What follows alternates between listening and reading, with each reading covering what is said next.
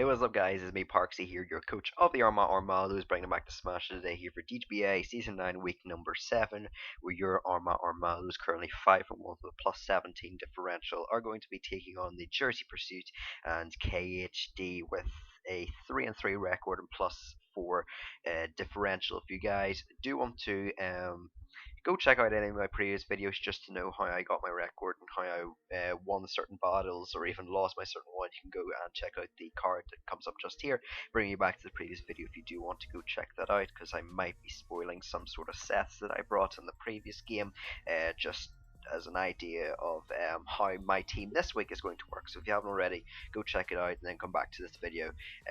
But yeah, we're going to be taking on KHD, and his record I do think is very reflective of him as a coach. I think that he is a very good coach, like most coaches in the speed boost division.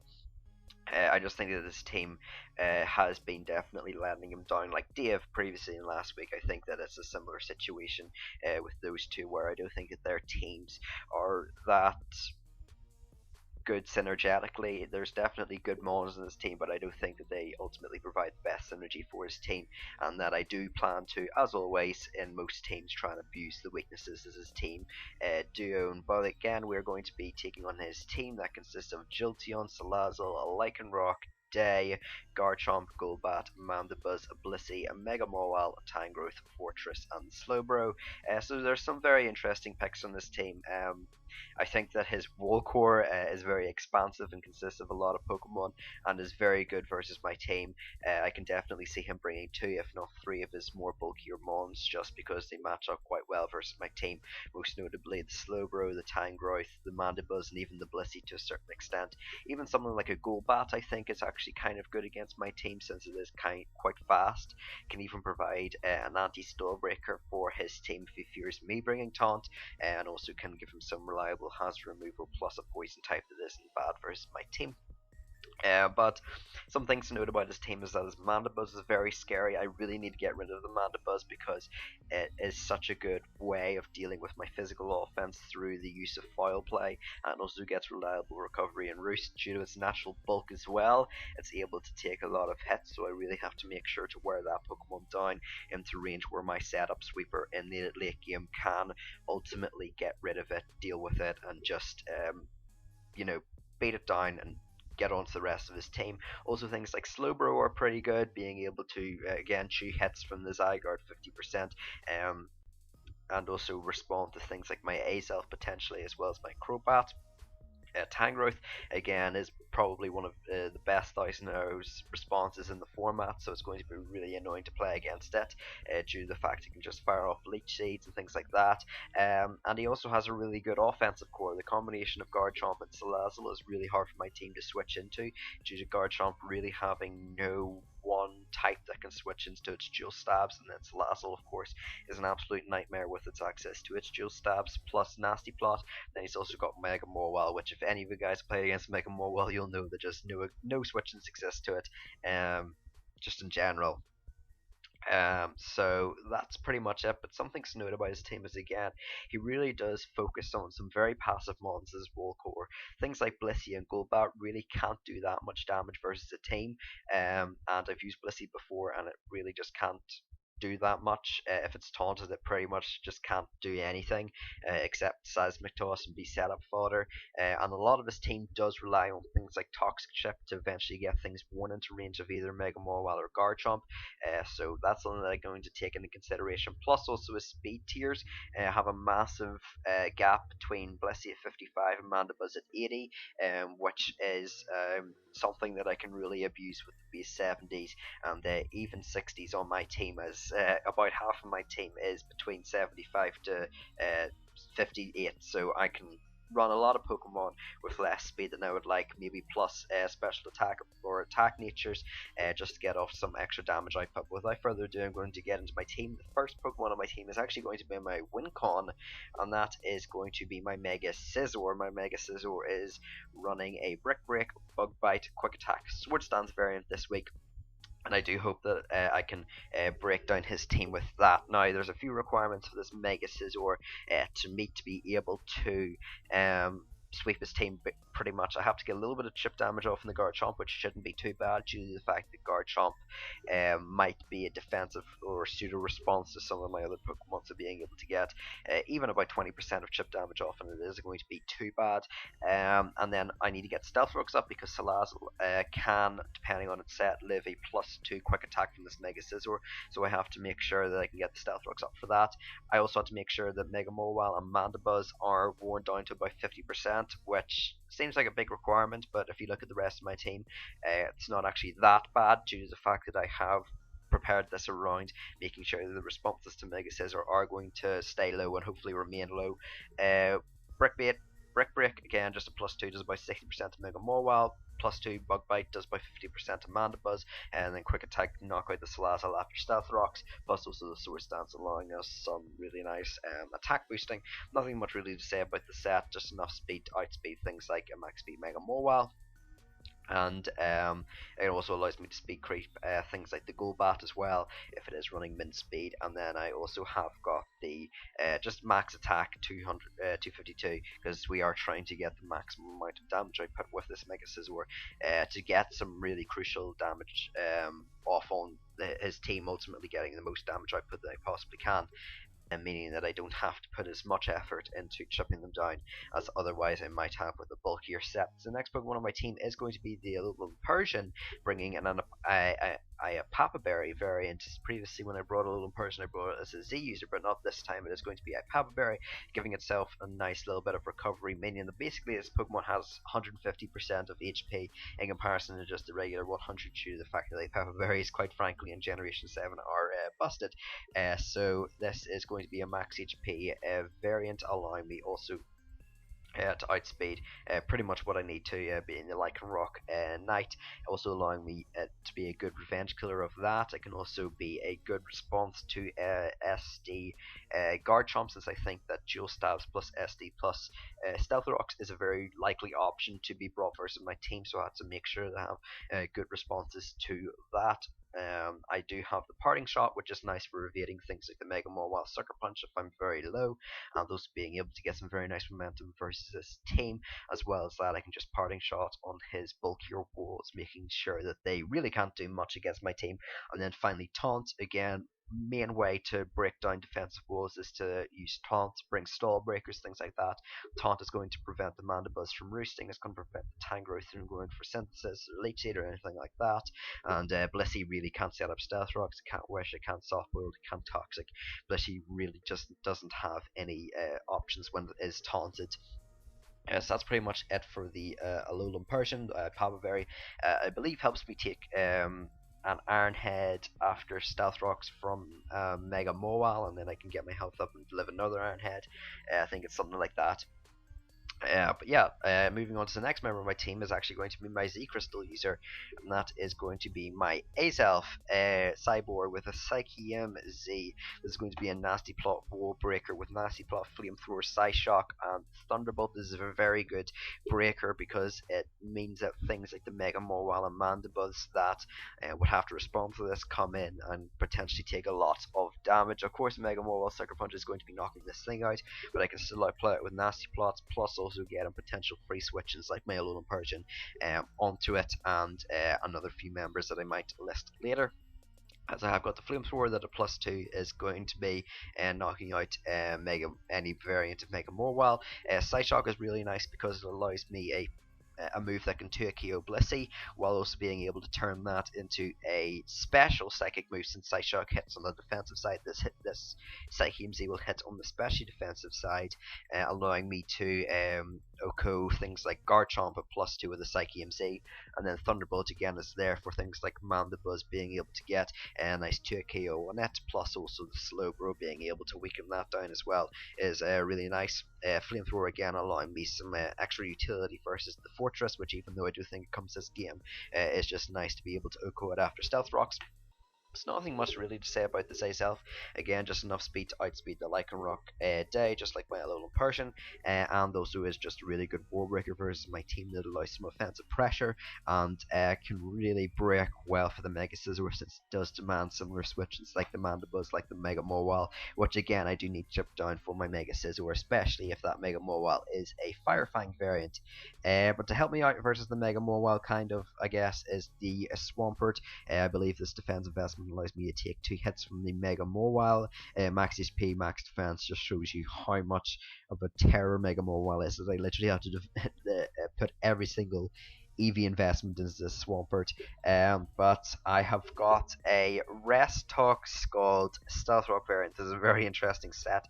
But basically, I'm going to spoil it now. I'm not bringing Sylvia on this game for the first time in 6 weeks, and I need to make sure that my Pokemon have got as much reliable recovery as possible, and that my walls can't take hits and be good, and that's why I have Alolan Persian with its own recovery and Ipapa Berry, because he can potentially pass a few wishes with the Blissey, so I need to make sure that if it does turn into the long game that I can adequately deal with that, being able to have some sort of way to get recovery.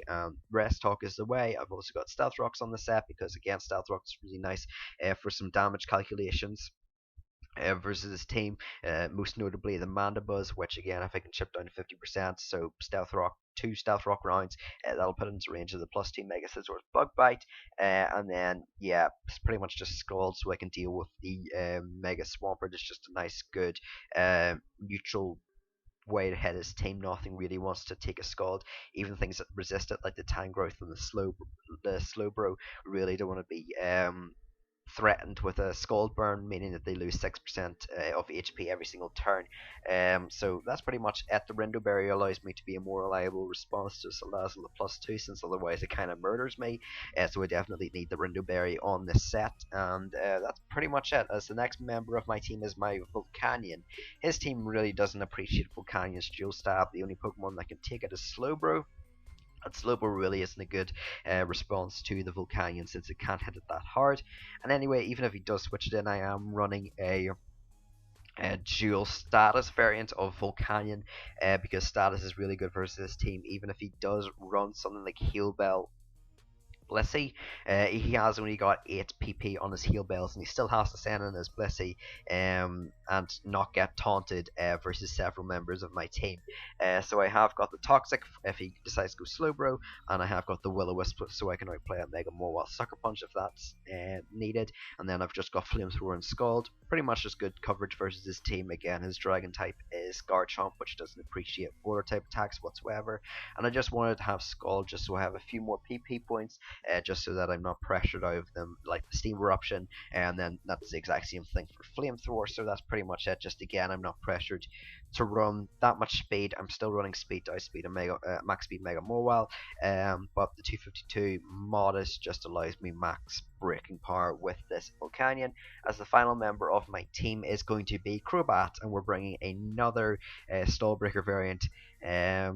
Just harkening it back to week 1, where I am running a Taunt Supervine variant of this Crobat. This is extremely good at, again, running his Mega Mawile and Mandibuzz down to 50% and making sure that the Mandibuzz can't roost up just after he get off my Superfang, as I will be able to taunt him as he roosts.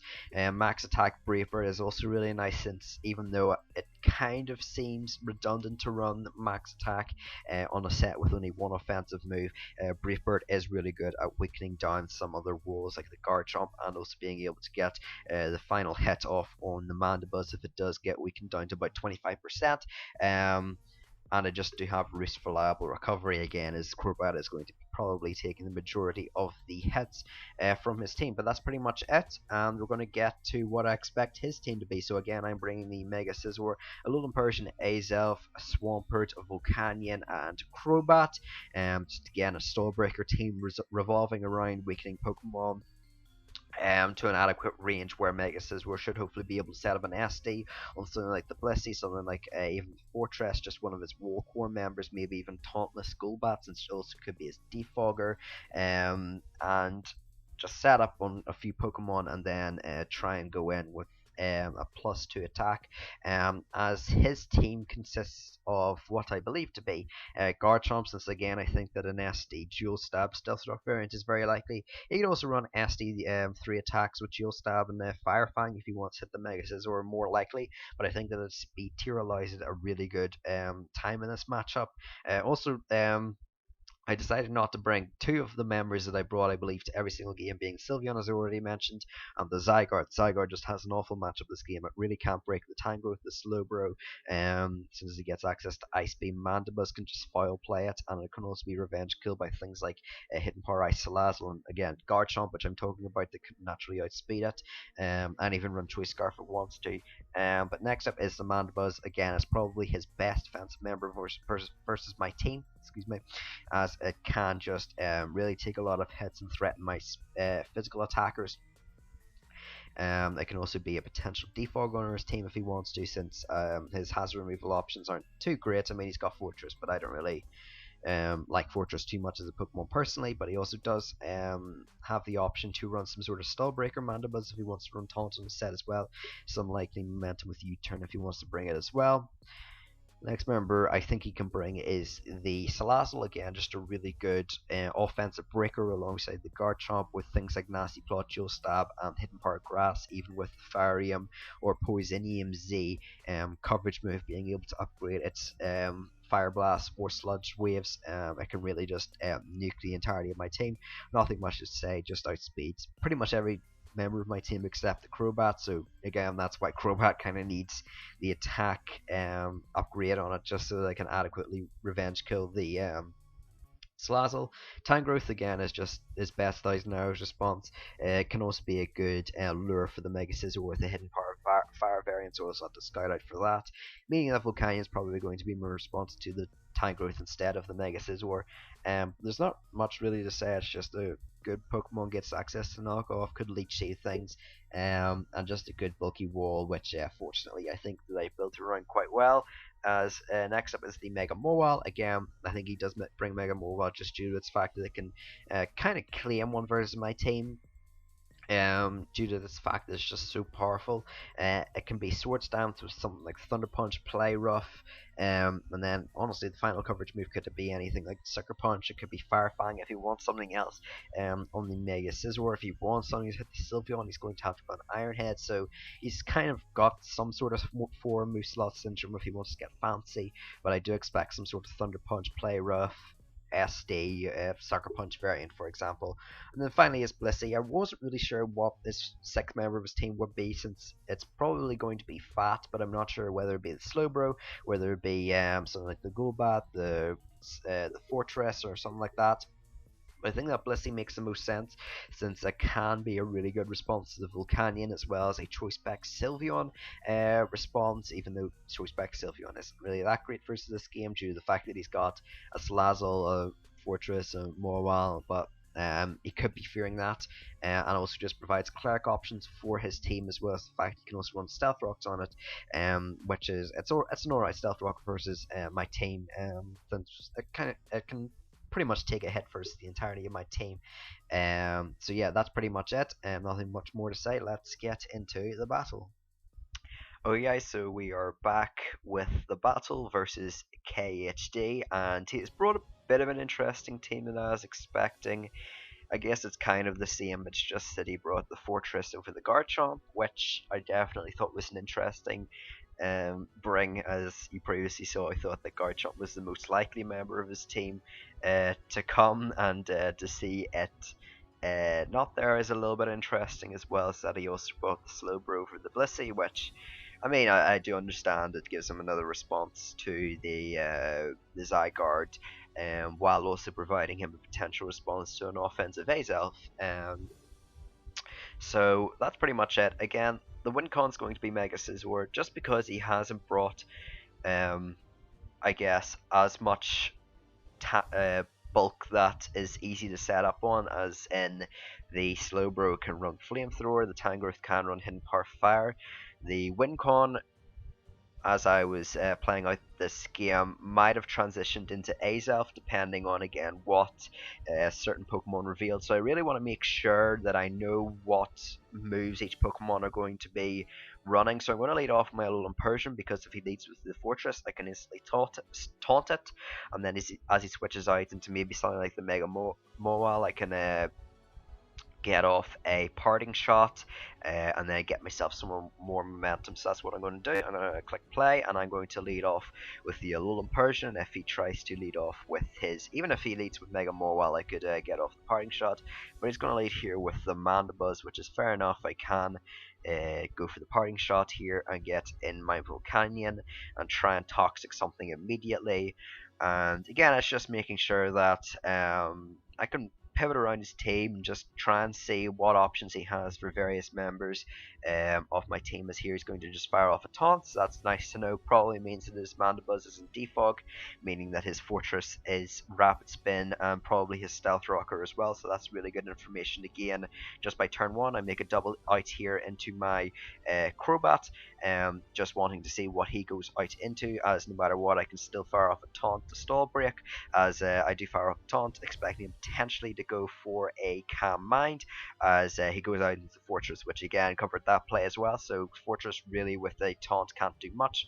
I'm going to pull the switch out to my Swampert, since if I'm switching a lot, he'll be switching out a lot, so I could potentially get off my Stealth Rocks if I need, but I'm scared of this Slowbro maybe having Hidden Power Grass and popping my Rindu Berry, so again I go out to my Volcanion just to make that Scout play, just so I can acknowledge what moves he has as he brings out his Tangrowth. And I'm just going to fire off my Toxic here as he goes out into the Slowbro, and I'm going to be able to get off a very nice Toxic, being able to wear down the Slowbro, and that's going to go a long way in terms of checking it for my Mega Scizor and things like that, and just generally weakening it. As here I'm going to pull the switch out into my Alolan Persian, expecting some sort of Psyshock play or something like that, as he actually fires off an Earthquake, which I'm fine with. It's some cool prep that he definitely brought for the Volcanion. I'm not really sure how much that actually does though, since I'm pretty sure Slowbro's attack is quite low, but nonetheless, pretty cool way to hit my Volcanion, as he's going to be able to pull the switch out into my Mandibuzz, which is really looking to be his main response to my Persian, which makes sense because it's the one that has reliable recovery, as opposed to the Mega Mawile, for example. So here I'm going to fire off I'm going to go out into my Crobat, and I believe I'm just going to fire off a Super Fang here as he brings in the Mawile, which is superb because I get 50% off instantly putting it into range of my +2 Mega Scizzor's Brick Break, which again is going to be a likely win con in this game. So here I go out to my Alolan Persian. I'm not sure whether this be an Ice Punch for the Zygarde or Thunder Punch to hit my Volcanion.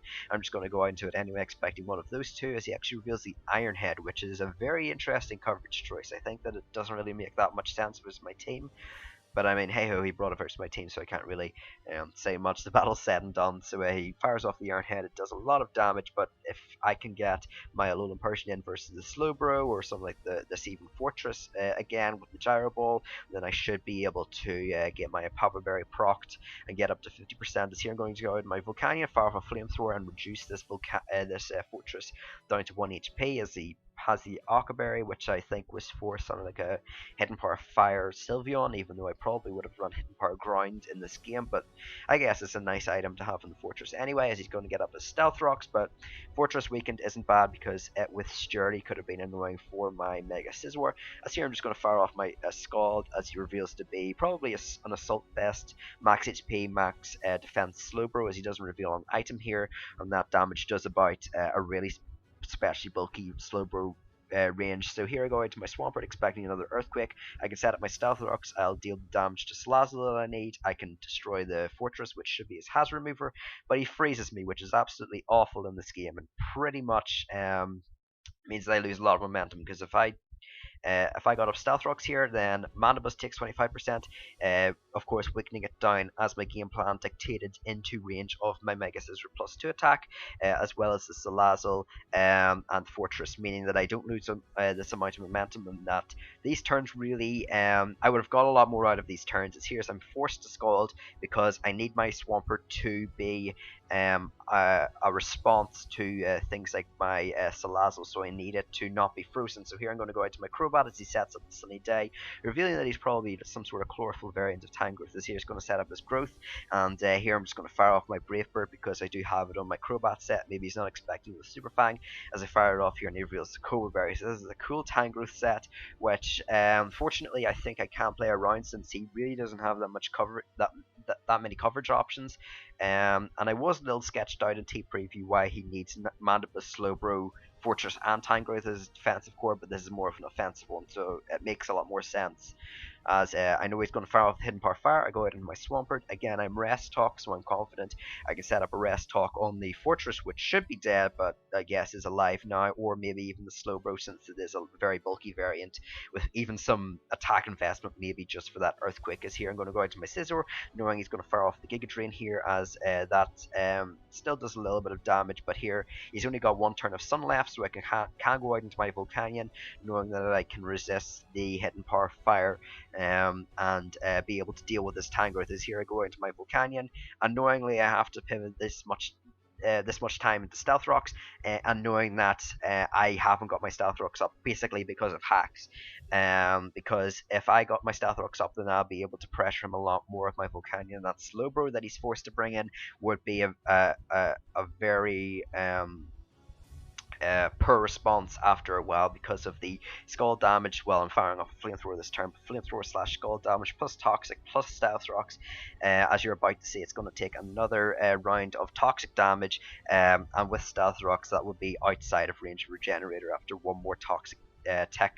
So here I'm going to go out to my Persian, get my Power Berry since he did set up Stealth Rocks, and here I believe he's just going to fire off another Earthquake, so my little person is going to be above 50%.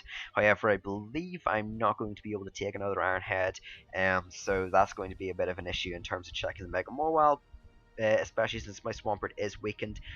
But at least if it's not a Fire Fang variant, which I do think it would be if it's carrying Iron Head, then my Mega Scizor could set up on it. But anyway, I'm going to go for the parting shot here, get on my Swampert. Hopefully I can set up my Stealth Rocks, or at the very least fire off a Scald. Oh wait, no, I go into Crobat. This is going to be a repeat of the previous game where I get mixed up on turns. But here I'm just going to fire off a Roost, trying to scout out where the fall play damage is going to be, as it reveals to be doing just slightly less than 50%. So I know that I can probably try and Roost spam a little bit, waste some of its PP on his foul play, which is going to be really nice for his from a Mega Scizor. As here he's just going to fire off the taunt, which is fair enough, but that still means that I'm outside of range of 2 foul plays, even foul play plus stealth rock chip damage, so I can fire off a Super Fang, get off my 50%, but I miss again. I get, this is, okay, right, let's keep a tally. This is 1 out of 100 chance, and he crits me for the second time this game, so this is probably one in like 5,000 chance so far of this happening. So here he goes out into the Fortress. As I'm just reading the comment section now, you can pretty much see this, the point where you see my thumbnail now, where it's like, seriously, and he's like, this is so unfair. As yeah, this game is definitely not been for me. But he goes out into Mega Mawile, so here he can fire off a Super Fang, at least get into range of a normal Brick Break, but I miss again. So that is a keep track here. That is is it 2 or 3 Super Fang misses? Honestly, I've lost count at this point. A freeze on my on my Swampert, sorry, and then he's also crit my Volcanion, which kind of goes into effect of checking the Salazzle potentially as a pseudo check. And also he crit my Crobat, which meant that it couldn't come in on Stealth Rocks versus something like the Tangrowth again. So here I go out into my Swampert as I finally get up my Stealth Rocks, because I need Stealth Rocks up to be able to chip down the Salazzle, but I can fire off Skulls versus this Mandibuzz, and if I can get a Skull Burn, then my Mega Scizor at the range that it's at actually has a 50% chance to live a burnt foul play from the Mandibuzz. So if I can get off some skull damage as he goes for the taunts as I rest here, I just decided to rest just to chance it. But if I can get a skull burn here, then all might not be lost. My Mega Scizor might actually be able to set up as I get off the burn. And if I can get the 50% chance, bearing in mind that he has hacked me so much that it's like 1 in 10,000 chance that he's done that. If I can get off a 50% chance in this game, then I can probably sweep him, as long as his Mega Mawile isn't a Sucker Punch variant, which he's already shown to be Iron Head and a few other coverage moves. So it's very, it could be likely that he's not Sucker Punch on his Mega Mawile. So and even then it might be in range of +2 quick attack depending on his set. So he is going to go up for a taunt. I'm going to rest here because I want to keep the mana buzz at about 50% so that Bug Bite can be able to knock it out. At the very least, Bug Bite into quick attack at +2, as here I'm just going to switch out into my Alolan Persian, being able to keep my Swampert for death fodder in case he does keep the or he does go out into the Mega Mawile in any case. So here I'm just going to go for the parting shot on the, or no, I'm going to go on the taunt, trying to again keep him at about the 50% ranges. I'm getting a little bit ahead of myself, sorry. That's going to go for the taunt as he does go again for another roost, I believe. So this is going to keep him at about a 50% range. As here I'm just going to go for the parting shot. I'm going to try and get some momentum here as yeah, I'm just gonna fire off the parting shot. He gets ticked down by burn, so that's my one piece of luck in this game, a 30% skull burn, which I actually managed to get. So here I'm gonna sack off the Swampert, and everything is in range now. The rocks are up, the Slowbro is toxic, the Mega Mawile is chipped down, the Tangrowth is shown not to be a max defense variant. Everything is set up now for a +2 Mega Scizor sweep. All I need now is this 50% chance to live this foul play. As foul play does 46 to 54%, so it's about a 50% chance. All I need is to live this foul play, and I have won this game. A very clean 4-0 win on the back of some awful hacks that pretty much kicked me out of this game. As here he's going to fire off the foul play, and you're going to see that he knocks me out, which I think is just bogus. How just this whole game has just been me getting destroyed. I think that if I actually didn't get froze on the Swampert turn, I set up Stealth Rocks, I get everything into range, and pretty much due to him letting me weaken down the Mega Mawile and get Toxic off and Slowbro and things like that, I can win this game about 3 or 4-0. I'll give him probably a 3-0, but I don't know, maybe a 4-0 I would have won this game, but I mean, that's the game we play. It's Pokemon. It's annoying that back to back to back I've been completely hacked to my games. Fortunately, versus the Chess game, where he did crit my Chestnut, I did manage to outplay him and managed to at least pick up the win. And versus even things like Dave that managed to crit my Volcanion, I still managed to fortunately play around that, where Volcanion only came in when it was extremely necessary to set up a substitute, thankfully, due to the fact that it actually had the HP to do so, as you're about to see. Azelf is going to do a good job. It gets pretty much 2 kills in this game, but it's not really going to be able to respond to this Assault Vest Slowbro, as the Slowbro is going to go down. It's just funny. He said he says in the chat, I haven't played this well in a while. Like, yeah, but man, this game has just been so unfortunate for me. I feel like if it was just the freeze that happened, I might have still won, just due to the fact that I actually would have got Super Fang damage off on this Pokemon. But yeah, I got completely hacked out of the win, in my opinion. I think I deserved to win this game due to the fact that I prepped and I played my opponent. But I mean, that's Pokemon. That at the end of the day, crazy stuff is always a possibility of happening. Not likely in this scenario I just got. Completely unlikely. I might go buy a lottery ticket or something after this. But here he's just going to go fire off the Sludge Wave. I was so salty after this game. I was just like, are you serious? Like, my whole world about how unlucky someone could be has just been turned upside down. But I mean, I guess I'm alright now. It's more so just in the past now. It's just rewatching a replay of someone who just got so unlucky. But I mean, that's pretty much it. If you guys did enjoy the video, please do make sure to go leave a like and maybe leave a comment. It really does help me out. It lets me know that you guys are enjoying these videos during quarantine, as I have been posting now, I believe, all over the entirety of quarantine. Maybe I started DGBA week 2 slightly before it. Who knows? Also, if you did enjoy the video, subscribe to the channel, notification bell on, make sure you guys are notified every single time that I am uploaded, as even though I do upload every single time at 6 PM BST Wednesday, you know, some of us are forgetful and would rather have the notification. I know that I personally would. So yeah, if you want to do that, then that'd be greatly appreciated as well. I'm trying to think of a question of the day. I guess since we saw a lot of well, well, my A self did have a Z crystal on it, but didn't get to use it. The Salazzle got to use it. What do you think is your favorite Z crystal user in Generation 7? What do you think utilizes it the best? We'll do that as a question of the day. I previously had one planned, but it went out of my head. That that shows you my planning. But that's pretty much it. Thank you guys for watching. I've been Parksy. You guys have been awesome, and peace.